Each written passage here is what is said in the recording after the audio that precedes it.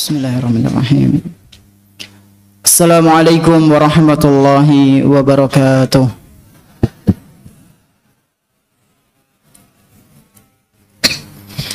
Alhamdulillahirabbil alamin wassalatu wassalamu ala nabiyyina Muhammadin wa ala alihi wa ashabihi wa man tabi'ahum bi ihsanin ila yaumiddin. Asyhadu an la ilaha illallah wahdahu la syarika lah wa asyhadu anna Muhammadan abduhu wa rasuluhu la nabiyya ba'dah. Alhamdulillah, segala puji hanya milik Allah Subhanahu wa taala, di mana Dia telah memberikan kepada kita semuanya kenikmatan yang begitu banyak.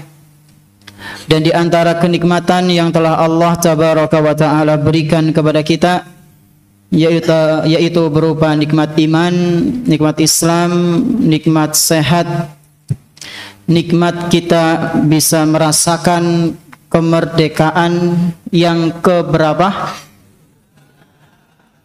Berapa? Masya Allah, 79 tahun. Ya. Ini termasuk nikmat bukan ikhwan? Nikmat. Dan harus disyukuri. Dan di antara bentuk mensyukuri nikmat kemerdekaan, ya, yaitu dengan pertama tentunya memperbaiki ibadah kita kepada Allah. Memperbaiki apa? Ibadah kita kepada Allah. Karena kemerdekaan ini tidak akan bisa kita raih kecuali setelah izin dari Allah Subhanahu wa taala. Maka kita harus berterima kasih kepada Allah dengan cara meningkatkan ibadah kita. Ya. Jangan sampai kita baru sadar ketika kenikmatan itu dicabut. Ketika kemerdekaan itu dicabut. Jangan sampai kita seperti itu. Terus yang kedua adalah di antara bentuk mensyukuri nikmat ini, kita berterima kasih kepada para pahlawan. Loh si kepriwe Ustaz, pahlawannya wis pada meninggal dunia, berterima kasihnya sih gimana? Gimana caranya? Hah? Mendoakan. Cung, siapa yang hari ini sudah mendoakan salah satu saja pahlawan kita? Angkat tangan. Udu kieu nembe ya. Allahumma ighfir lahum warhamhum. Udu niki. Dari tadi pagi atau siang lah atau sore minimal. Sebelum maghrib, angkat tangan. Ada enggak? Hah? Ada? Antum? Enggak. Enggak ada ikhwan? Allahu akbar. Berarti antum belum berterima kasih kepada pahlawan. Ya minimal berdoa untuk mereka. Ya. Karena atas izin Allah Subhanahu wa taala, kemudian perjuangan mereka para pahlawan, kita bisa merebut kemerdekaan ini. Maka doakan, ya Allahumma ighfir lahum, ya Allah ampunilah dosa-dosa mereka. Namanya pahlawan, mereka juga manusia. Ya. Kadang mungkin juga ada melakukan kesalahan. Allahumma ighfir lahum warhamhum. Ya Allah ampunilah dosa mereka, sayangilah mereka. Ya. Doakan mereka ya, jangan sampai lupa ya. Siapa saja Ustadz? Ya semua ya, yang masih muslim ya, yang meninggal dalam keadaan muslim. Siapa baik Ustadz? Ya untuk baca buku-buku tentang biografi para pahlawan Indonesia. Pahlawan-pahlawan yang muslim. Atau pahlawan yang antum kenal ya nggak apa-apa. Imam Bonjol, Pangeran di Ponegoro, ya, didoakan itu. Jenderal Sudirman, ya, didoakan, jangan sampai lupa. Dan yang lain, pahlawan yang muslim. Oleh karena itu kita harus bersyukur, jangan sampai kufur. Ya.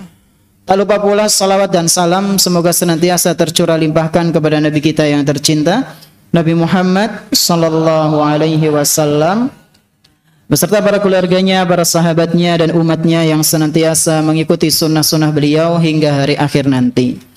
Pertanyaan pertama, siapa yang bisa menyebutkan salah satu cara dari Nabi Sallallahu Alaihi Wasallam yang waktu itu disampaikan dalam hadis ketika melihat sahabatnya diganggu oleh tetangganya.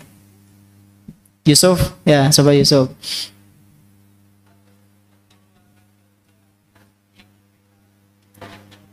Dikeluarkan barang-barang yang di mana? Di rumahnya dia apa rumahnya tetangganya? Rumahnya dia. Tujuannya biar apa? Supaya orang-orang berkumpul, mencari perhatian, gitu ya. Dan supaya tetangga yang mengganggu itu kapok, ya. Biar nggak ganggu lagi. Antum milih hadiah yang mana? Al-Quran? Insyaallah. Tafadhol Yusuf. Nah, pertanyaan kedua.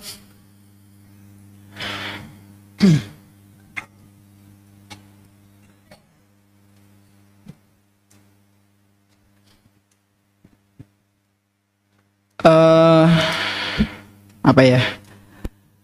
Kemarin disebutkan hadis yang belum selesai sebenarnya. Hadis yang belum selesai tentang keadaan dua orang yang saling bermusuhan. Balasannya apa, ikhwan? Jika sampai meninggal dia belum berdamai. Apa? Atau ketika dia masih hidup enggak mau damai, masih musuhan, maka dia kena akibat apa? Antum? Amalannya bukan tidak diterima, ditunda, ya, belum dilihat oleh Allah Subhanahu wa taala. Sampai kapan dilihatnya? Sampai kalau dia sudah berdamai. Jazakallahu khair. Betul. Nah, ini buat nanti ya, buat nanti setelah azan Isya insyaallah. Nah, karena kemarin hadisnya belum selesai. Nah, insyaallah ikhwan rahimani wa rahimakumullah, kita akan melanjutkan pembahasan hukukul jar, dan ini adalah pembahasan terakhir insyaallah. Babnya ya, bukan pengajiannya. Kalau babnya ini masih tebal nih, masih tebal. Ini pembahasan hak-hak tetangga yang terakhir, semoga aja selesai. Untuk yang akan datang akan membahas kafalatul yatim, yaitu tentang pembahasan anak yatim. Nah, kita sebelum melanjutkan ke hadis yang berikutnya, kita selesaikan dulu.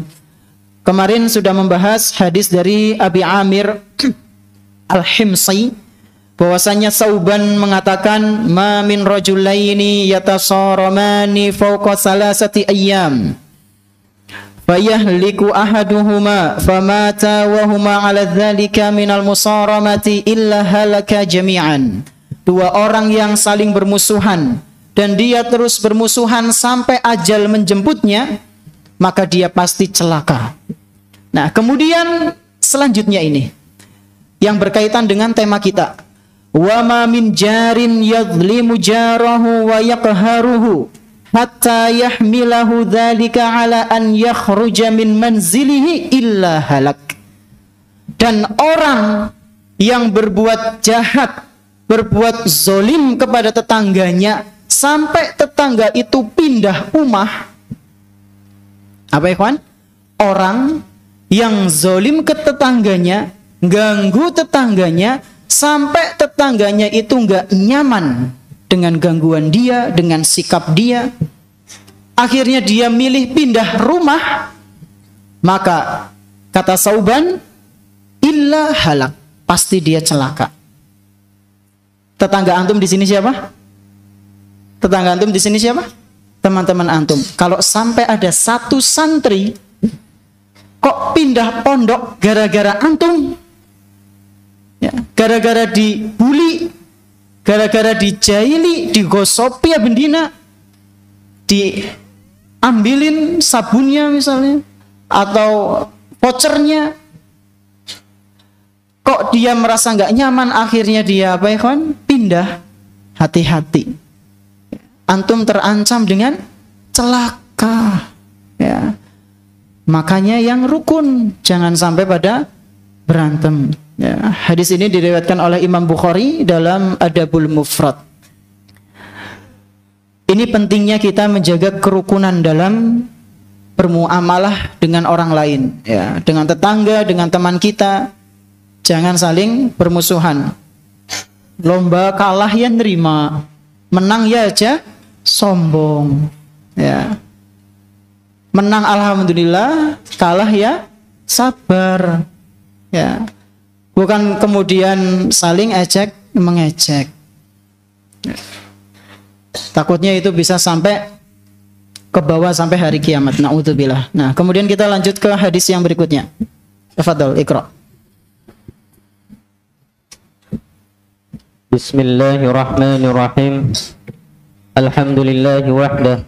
Wassalatu wassalamu ala nabiyyina al-mustafa wa ala alihi wa ashabihi ajma'in. Wa ba'du. Allahumma ighfir lana wa liwalidayna wa liaqaribina wa liasatidatina wa limasyayikhina wa lijami'il muslimina amin. Qala Syekh Abdul Razak bin Abdul Muhsin Al-Badri hafizahullahu ta'ala. An Aisyah radhiyallahu anha qultu ya Rasulullah inna li jaraini fa ila ayyihima uhdi qala ila aqrabihima minki baban rawahul Bukhari. Dari Aisyah radhiyallahu anha qultu, jadi dari Aisyah radhiyallahu anha istrinya Nabi sallallahu alaihi wasallam, beliau pernah bertanya kepada Rasulullah, ya Rasulullah, inna li jaraini fa ila ayyihima uhdi. Wahai Rasul, aku ini memiliki dua tetangga yang berdekatan dengan rumahku, dan aku pengen memberikan sebuah hadiah untuk tetanggaku. Kira-kira yang mana dulu wahai Rasul? Si A apa si B? Gitu. Jadi Aisyah ini pengen memberikan sebuah hadiah, tapi bingung mana nih, karena rumahnya dekat dengan orang lain. Yang mana dulu? Yang A apa, yang B apa, C? Ya. Maka Nabi SAW menjawab, ila aqrabihima min kibaban. Dahulukanlah orang yang rumahnya, yang pintu rumahnya lebih dekat dengan pintu rumahmu. Jadi kata Nabi SAW, kalau kita mau ngasih sesuatu, makanan atau minuman atau pakaian, ya, sesuatu itu hadiah, kasih ke yang terdekat terlebih dahulu. Kudu sing adoh. Kalau di sini ya antum misalnya di asrama, apa sih asramanya? Abu Bakar mana? Sini. Paling dekat dengan asrama apa? Abu Bakar ada apa sih ya? Abu Bakar 1, terus 2, 3 jejeran.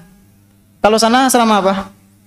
Utsman, bawahnya Utsman, sini Umar. Oh, kelas atas.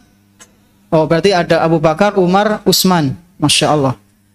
Nah, misal nih ada santri dari asrama Abu Bakar pengen memberikan hadiah, maka yang harus dia lakukan, kasih dulu teman-teman yang mana? Yang di mana? Abu Bakar. Kamar mana? Angkat tangan coba santri Abu Bakar. Masya Allah, nyebar. Nah, anak mau tanya satu nih. Ntar, masih angkat tangan.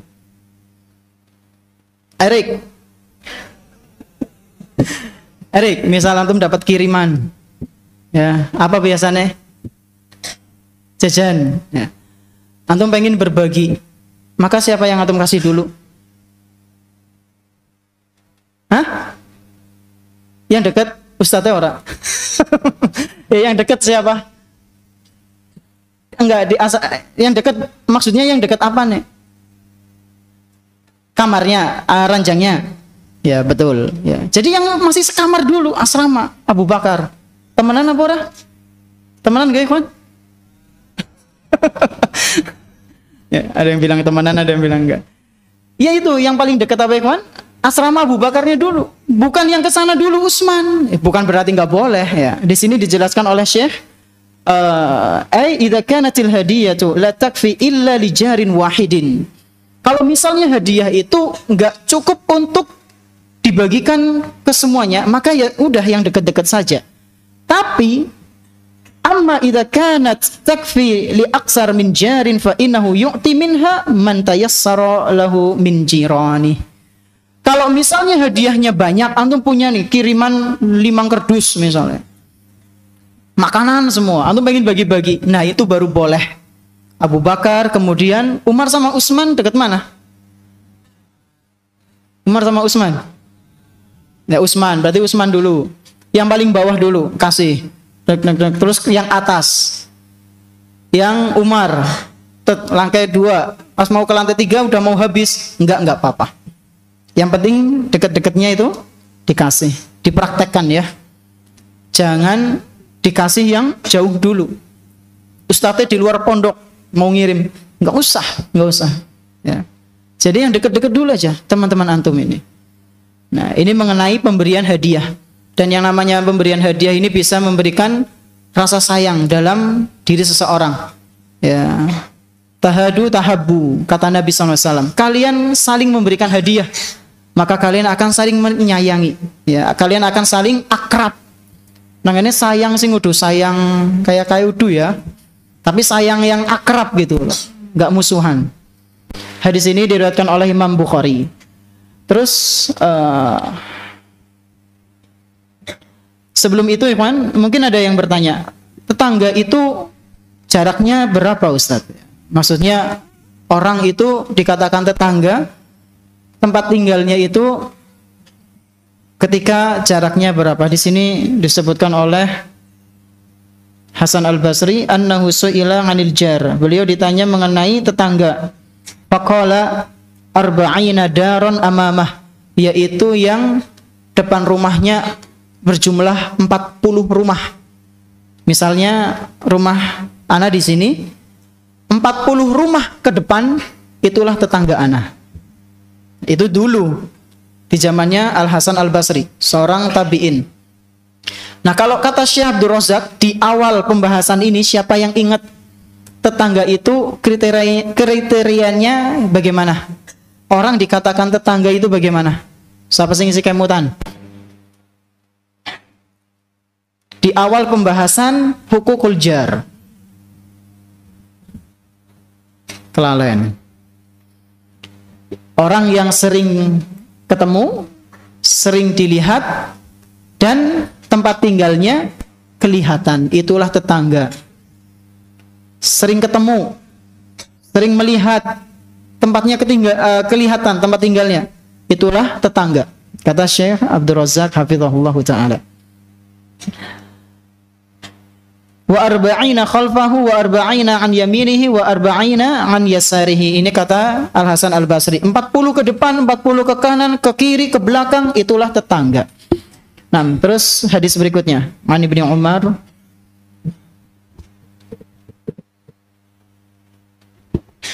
Fadhalik.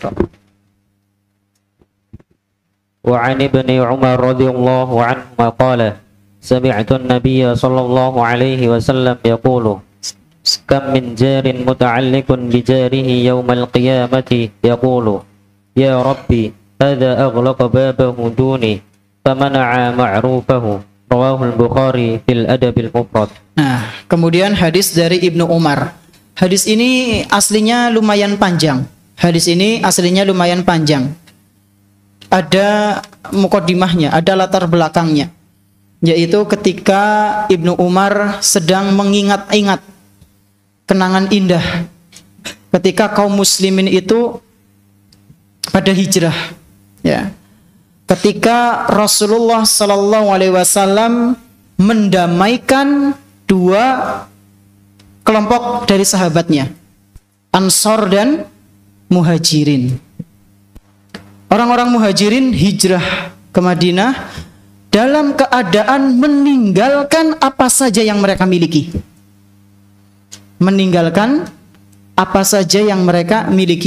Berarti apa, Bah? Ya rumahnya, ya kendaraannya, pekerjaannya, barang-barang yang mereka miliki itu ditinggalkan semua, ikhwan. Demi siapa? Demi Allah Subhanahu wa taala, dan kemudian untuk mengikuti ajaran Rasulullah sallallahu alaihi wasallam. Mereka sampai berkorban seperti itu. Jadi mereka datang ke Madinah dalam keadaan cuma bawa baju yang nempel di tubuhnya, nggak punya apa-apa. Dan Rasulullah SAW pada saat itu mempersaudarakan, mendamaikan mereka. Nih, fulan saudara kamu, fulan saudara kamu, Ansor kamu saudaranya Muhajirin ini, Ansor kamu saudaranya ini, dipersaudarakan. Dan rasa sayang, rasa cinta pada saat itu ikhwan sangat besar sekali. Buktinya sampai ada sahabat dari Muhajirin ditawari sama orang Ansor. Orang Ansor ini punya kebun 2. Kebun, ngerti kebun? Kebun. Ya. Punya kebun 2, ditawarkan. Saya punya kebun 2, kamu milih yang mana? Maka sahabat Muhajirin ini mengatakan, enggak, ya. Allahu barakallahu fik wa barakallahu fi malik wa barakallahu fi li ahlik. Sahabat Muhajirin ini menolak, kemudian mendoakan semoga Allah memberkahimu, memberkahi hartamu, memberkahi keluargamu. Padahal kan lumayan dapat kebun, bisa buat kerja, buat menanam, ya, buat berkebun, dapat uang. Tapi orang ini nggak mau. Dan orang ini ternyata jomblo. Kemudian ditawari sama sahabat Ansor ini, tawari istrinya. Maksudnya kepriwe? Jadi sahabat Ansor ini dia punya istri lebih dari 1. Lalu dia bilang ke sahabat yang Muhajirin ini, nih lihat istri saya, mana yang paling cantik akan saya ceraikan, lalu silahkan kamu nikahi. Saking apa nih ikhwan? Saking mereka itu berdamai. Kira-kira jawaban si sahabat Muhajirin dia apa? Nek dewek kepriwe? Jajal sing di ndeleng. Langsung ya. Ternyata sahabat Muhajirin ini menolak juga. Mendoakan lagi, barakallahu fik, barakallahu fi malik, barakallahu fi li'aklik. Semoga Allah memberkahimu, memberkahi harta-hartamu, memberkahi keluargamu. Terus apa yang diminta? Yang diminta, kata si sahabat Muhajirin ini, tunjukkan kepadaku mana pasar. Siapa kira-kira? Angkat tangan, siapa sih ngerti? Siapa dia? Abdurrahman bin Auf. Pengen ini apa fulus? Fulus. Siapa sih itu? Oh Gaisan, Masya Allah. Bawa nggak ya? Siapa nama sahabatnya ikhwan? Abdurrahman bin Auf. Bentar, anak cek dulu ya. Kalau gambarnya Soekarno ya batal. Nah, ada gambarnya Kiai Haji Idham Khalid. Fadol. Nggak apa-apa ya, lumayan dapat cilok. Terus ya, jangan masuk saku. Terus.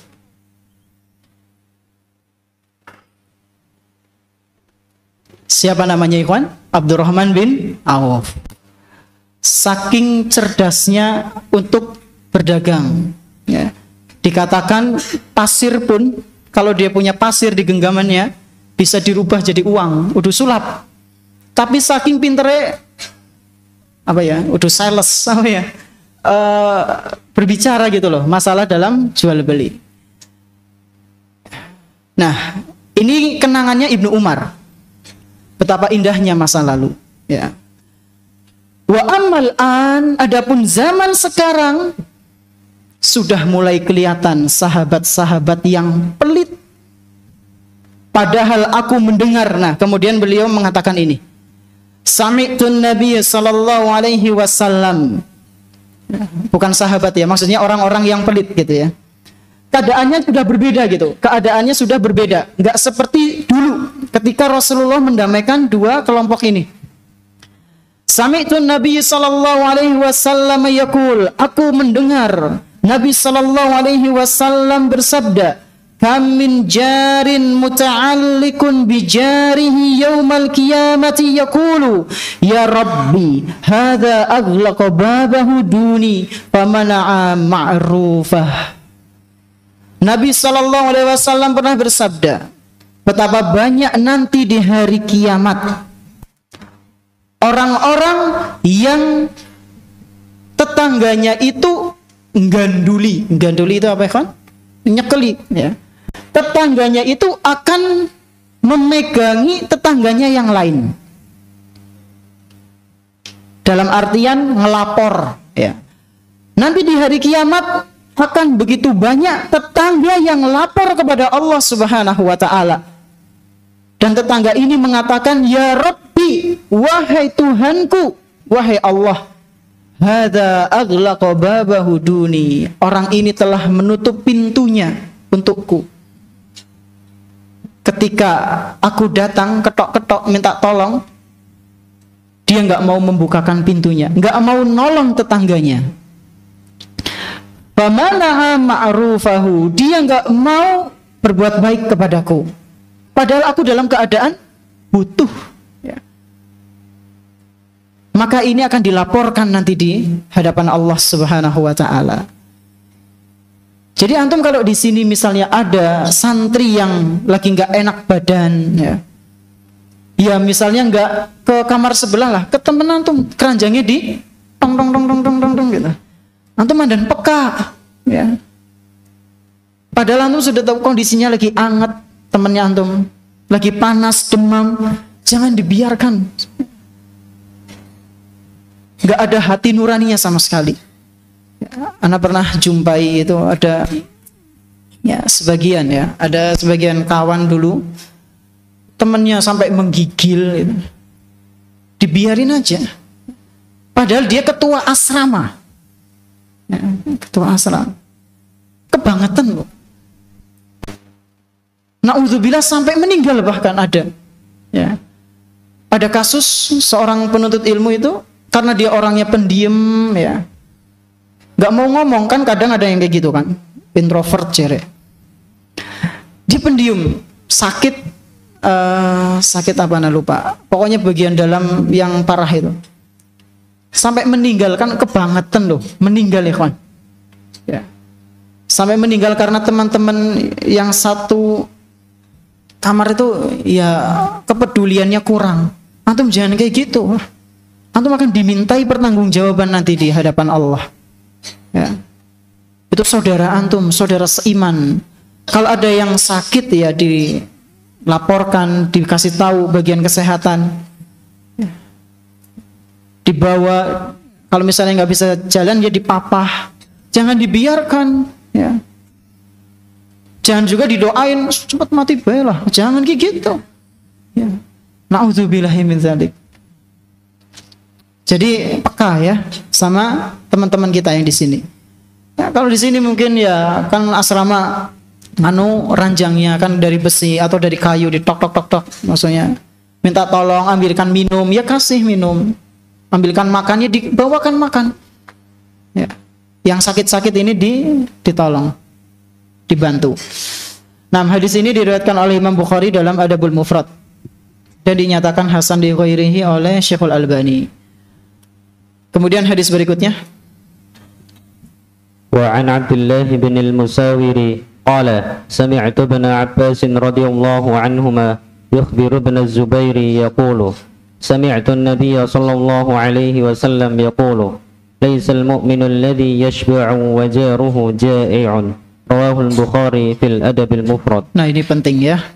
Jadi tanda keimanan itu tidak hanya seseorang rajin menjalankan sholat sunnah, tidak hanya dinilai seseorang rajin menjalankan ibadah puasa sunnah, rajin murojaah hafal Quran, tidak hanya itu. Tapi juga dilihat ketika seseorang itu beriman, dilihat bagaimana sikap dia kepada tetangganya, bagaimana sikap dia kepada saudaranya. Kata Nabi sallallahu alaihi wasallam, laisal mu'min, bukan termasuk orang yang beriman, alladzi yashba'u wa jaruhu ja'i', bukan termasuk orang yang beriman ketika dia dalam kondisi kenyang sementara tetangganya lapar. Tafadhol adzan. Insyaallah kita lanjutkan setelah adzan. Allahu akbar, Allahu akbar, Allahu akbar,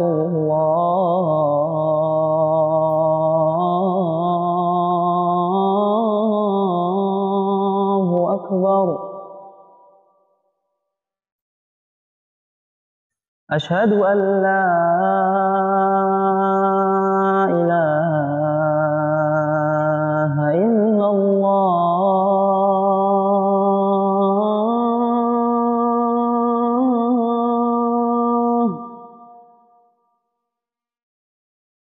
أشهد أن لا إله إلا الله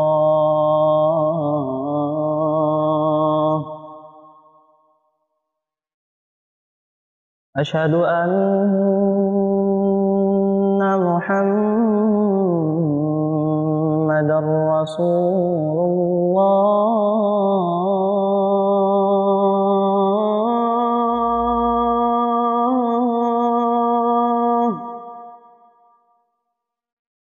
أشهد أن محمدا رسول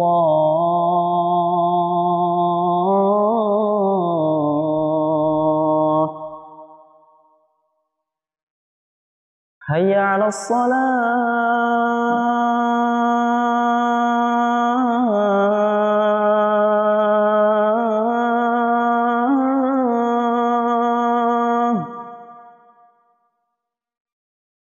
حي على الصلاة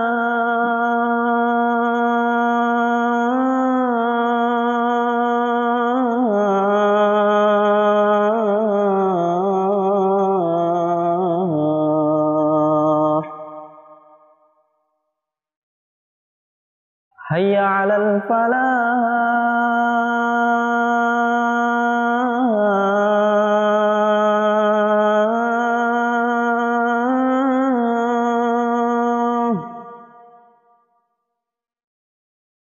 حي على الفلاح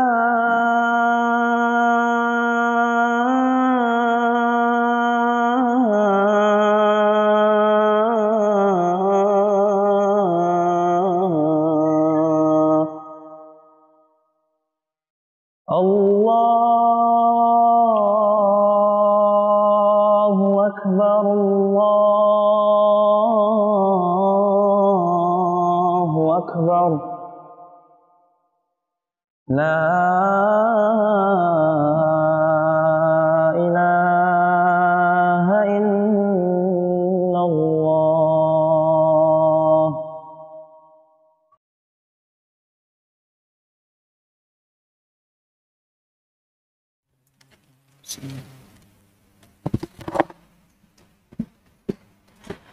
Bismillah, alhamdulillah, assalatu wassalamu ala rasulillah, ma ba'd. Sebelum ke pertanyaan, kita lanjut sebentar ya, tinggal satu hadis.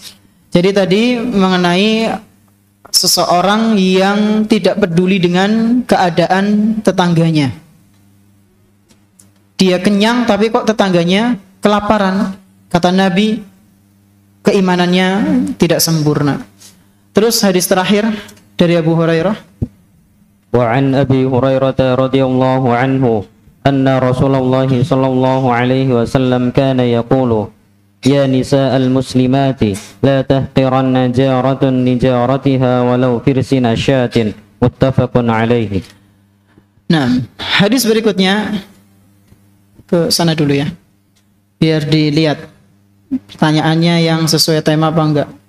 Karena kadang kasihan ada yang tanya sesuai tema tapi ketumpuk sama pertanyaan yang unfaedah. Ya bukan unfaedah ya. Kadang cuma tulisan tanda tanya gitu. Enggak ada pertanyaannya. Tanya, kadang ada yang, Ustaz, ini motor ini sama ini bagus mana? Enggak ana sebutkan sih, cuma enggak ya lewati, buat apa disebutkan. Jadi biar diseleksi sama Mas Yusuf. Hadis terakhir ikhwan dari Rasulullah SAW, beliau pernah memberikan sebuah nasihat kepada para wanita. Ya nisa al-muslimati, wahai wanita-wanita kaum muslimah, la tahqiranna jaratun li jaratiha walau firsina syah. Janganlah kalian meremehkan kebaikan sekecil apapun, meskipun itu adalah sebuah kuku kambing. Maksudnya kuku kambing apa? Maksudnya kuku kambing itu ya kebaikan sekecil apapun. Ngesop misalnya, bikin sop ayam. Jangan sampai kita memberikan tetangga kita cuma baunya saja, tapi ya minimal kuahnya, ada cekernya, ming jempoletok ya apa-apa. Apa ming kuku netok. Seadanya ada gitu ya. Ayamnya kalau sekalian ayamnya itu lebih bagus. Ya. Hadis ini menunjukkan kepada kita jangan meremehkan kebaikan sedikit apapun, meskipun itu jumlahnya kecil atau sedikit. Kalau kita ikhlas, balasannya besar, ikhwan. Kayak kalau antum di sini ya, misalnya punya permen 1, punya 2, kasihkan ke teman antum. Jangan antum lihat, permen cilik Ustaz lah isin ini. Ya, sepira ora, jangan sepira ora. Ya. Pemberian antum itu dinilai pahala oleh Allah Subhanahu wa taala, maka jangan remehkan. Hadis sahih Bukhari Muslim. Tapi kita ke pertanyaan. Bismillah. Apa Ustaz, ana mau nanya, misalkan jika ada tetangga yang dia suka nyetel lagu-lagu keras, terus kita ingatkan, tapi tetangga itu merasa tersinggung, lalu tetangga itu pindah, apakah yang mengingatkan celaka? Enggak. Ini enggak berlaku pada kebaikan. Kayak misalnya Ustadz negur santri, santrinya pindah pondok. Ya enggak, karena kalau dia salah ya sudah. Yang celaka itu adalah yang ganggu. Ingat ya, ganggu. Kayak antum misalnya nasihati teman antum salah, teman antum nggak terima, kemudian apa? Pindah pondok. Antum nggak salah. Antum sedang beramar ma'ruf, nahi mungkar. Tapi tentunya yang baik, ya, yang baik. Jadi bukan dalam masalah yang nasihat ini. Kalau yang pindahnya karena diganggu, disakiti, itu baru. Wallahu a'lam bishawab. Assalamualaikum. Waalaikumsalam. Afan Ustaz mau tanya. Tadi kan katanya kalau ngasih ke temen katanya bisa tambah sayang. Tapi kalau ngasih ke orang yang kita sayang boleh apa enggak? Syukron. Ada kaitannya sama tema enggak? Ada. Ya, yang antum sayang siapa orang tua antum kan? Ya boleh lah dapat pahala. Nah, Assalamualaikum Ustaz. Waalaikumsalam. Apa Anda mau nanya Ustaz? Misal ada 2 orang yang saling berdiam-diaman selama 1 minggu, tapi yang satunya ingin meminta maaf pada hari keduanya, tetapi tidak dimaafkan, itu gimana Ustaz? Ya kan sudah sering pertanyaan kayak gini. Mungkin ini kelas 7 ya. Ya yang pertama itu resiko antum ditanggung nanti sampai hari kiamat. Ya, makanya hati-hati ya, jangan dianggap sepele musuhan sama teman. Yang kedua, dua-duanya dosa. Yang satu dosa karena zolim, pernah zolim. Yang satunya dosa karena nggak mau memberikan maaf. Ya. Tidak mau memberikan maaf itu sifat baik apa sifat tercela? Tercela. Ben aman loro-lorone, ya damai, udah. Ya nggak usah dendam-dendaman. Rugi. Yang rugi itu nggak satu pihak dengan yang lain, tapi semuanya itu rugi. Maka jangan dendam-dendaman. Assalamualaikum. Waalaikumsalam. Afan Ustaz tadi kan bilang kalau loh, ini sudah 2 kali. Ahsanallahu ilaik wa ilaik. Assalamualaikum. Waalaikumsalam. Ustaz, izin bertanya, apa balasan bagi orang yang mencuri harta saudara muslimnya? Ya dosa. Ya, nanti suruh ganti di hari kiamat dengan pahalanya. Tambahan Ustaz, tolong doain aku biar orang yang mencuri jadi lembut, Masya Allah. Dilembutkan hatinya, Masya Allah, amin. Dan diberi hidayah, amin. Dan digerakkan hatinya untuk mengembalikan voucher yang dia curi ke saya, amin. Masya Allah. Nah, Ana doakan semoga santri yang masih suka ngambil barang orang lain taubat ya. Karena antum besok di hari kiamat nggak punya voucher, nggak punya duit. Orang tua antum pun nggak bisa nolong. Harta warisan bapak antum nggak bisa antum manfaatkan. Nggak ada. Adanya apa? Pahala. Baik gue nek antum duwe pahala. Kalau pahalanya banyak. Kalau enggak, antum siap menerima beban dosa itu. Maka hati-hati ya, bertobat-tobat. Dikembalikan itu. Cara orang tobat yang mencuri itu, mengembalikan barang yang dia ambil. Berarti kalau misalnya ngambil sabun cuci yang bubuk, antum harus kembalikan butiran-butiran itu sama persis. Sekreokan Ustaz, sekreokan pirang gue butirannya. Kan dulit kan ada berapa butiran itu, kembalikan semua itu. Nah, jangan iseng ya. Jangan iseng, apalagi voucher nih. Kalau cuma 1, 2, ya kembalikan, antum bisa masih ingat jumlahnya. Kalau udah kreok voucher masukkan nggak tahu jumlahnya berapa, nah itu hati-hati. Maka jangan mencuri. Mencuri itu bahaya, ya, Pak. Selain dosa besar, tanggungannya juga berat di hari kiamat. Ya, taubat ya. Semoga Allah memberikan hidayah kepada orang-orang yang masih melakukan kriminal. Amin. Assalamualaikum. Waalaikumsalam. Afan, Ustaz Ana nanya, apa hukumnya memberikan air yang tercampur dengan bunga di atas? Ada Afan. Di luar tema ini ya, Gana jawab. Ya, tidak lolos seleksi tadi. Assalamualaikum Ustaz, Ana mau tanya.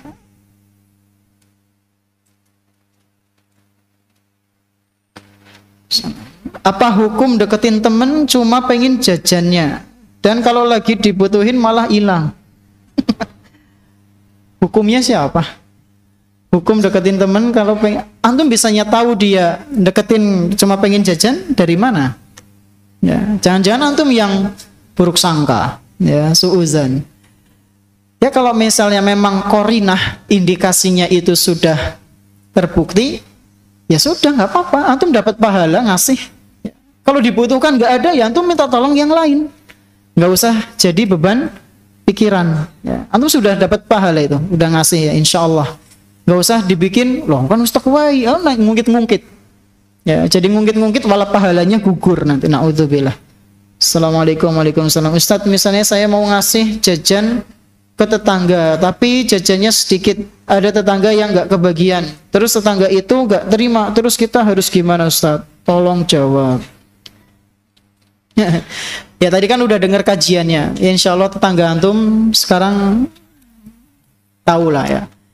Ya kalau misalnya dia nggak terima, ya kita jelaskan bahwasanya ini jajannya ngepas, ya nggak lebih banyak, saya juga kekurangan. Saya juga kekurangan. Nanti bawakan hadisnya tadi, penjelasan Syekh Abdul Razak ya, bahwasanya kasih yang terdekat ya, terdekat bagaimana ya, maksudnya kalau jumlahnya ngepas ya yang terdekat, kalau jumlahnya banyak ya bagi-bagi seadanya, kalau nggak cukup ya sudah. Assalamualaikum Ustaz. Waalaikumsalam. Afan mau bertanya, yang dimaksud dengan berbagi dengan tetangga yang paling dekat pintunya itu pintu belakang apa pintu depan Ustaz? Atau dua-duanya? Masya Allah, ini pertanyaannya. Dua-duanya. Mau pintu depan, pintu belakang, pintu kanan, kiri, semua pintu. Ya. Ada lagi? Yang sesuai tema ya? Apa Ustaz? Ana mau nanya. Misal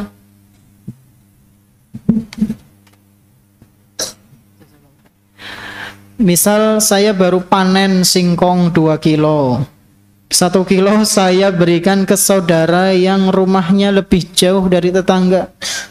apakah itu lebih utama saudara atau tetangga? Masya Allah. Tetangga atau saudara? Kalau tetangga itu saudara antum, maka tetangga dulu. Tapi kalau ternyata ya jauhnya nggak jauh banget, ada saudara antum, maka saudara. Kata Allah Subhanahu wa taala, "Wa bil walidaini ihsana wa qulu lin-nasi husna." Wa qulu lin-nasi husna. Terus apa? Bukan, gimana? Wa dzil qurba wal yatama, dan seterusnya itu. Diperintahkan untuk berbuat baik kepada kerabat-kerabat dekat dulu. Maka saudara-saudaranya terlebih dahulu nggak apa-apa insya Allah. Dan tadi itu anjuran ya, anjuran. Jadi kalau misalnya kita mau ngasih saudara yang agak jauh, ya nggak apa-apa, ya nggak apa-apa. Nggak, antum nggak dosa nggak. Assalamualaikum Ustaz. Waalaikumsalam. Izin bertanya, jika seseorang yang apa ini? Antum bisa baca?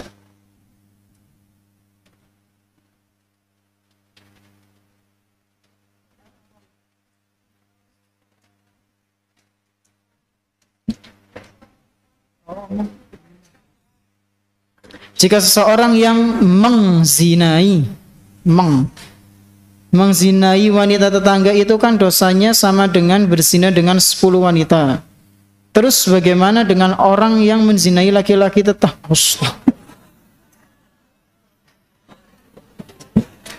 Allah.